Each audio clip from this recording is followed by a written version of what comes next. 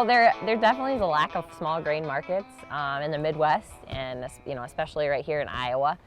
We're lucky enough that, like Alec said, I'm a partner in a cover crop business. We saw the need for a market for these, or to be able to, a place for people to source small grains, source the application, make it easy for a consumer, because a farmer's not gonna jump on board with something new and different like cover crops without some help and some ease of access on that.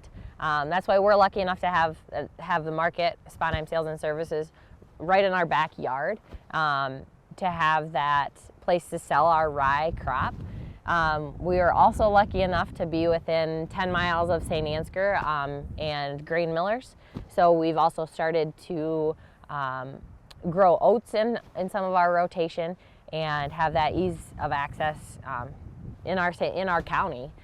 And as the demand for cover crops in the state of Iowa increases, we're going to need more people growing rye. There's no way we can cover the acres we are needing to address our water quality issues with such a limited supply grown here in Iowa and beyond.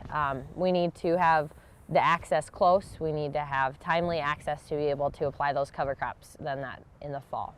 And it's nice to keep, it's a crop we can grow that stays right here too. We're not exporting it. It's not being fed to something that gets shipped out of here. So it grows here, it gets cleaned down the road, and then it gets sold back on acres within this watershed or this area. So it keeps it all local. It's just a neat way to be a better part of the community. Pricing rye is hard. Rye isn't typically traded on the board of trade like our corn and soybean crops. So that's been a challenge, I guess, from a business standpoint.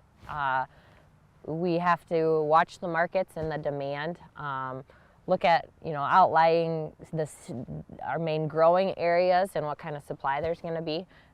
Like we know there's going to be a demand for cover crops, but we need to make it fair for our growers, and then also as a consumer of cover crops or a planter of cover crops, make it relatively inexpensive or make it feasible for adding that into your input costs.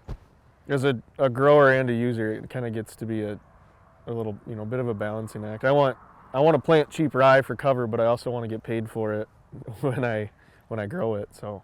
And along with that, you want quality rye too. Yeah. You want to know where it came from. You want high germ rye.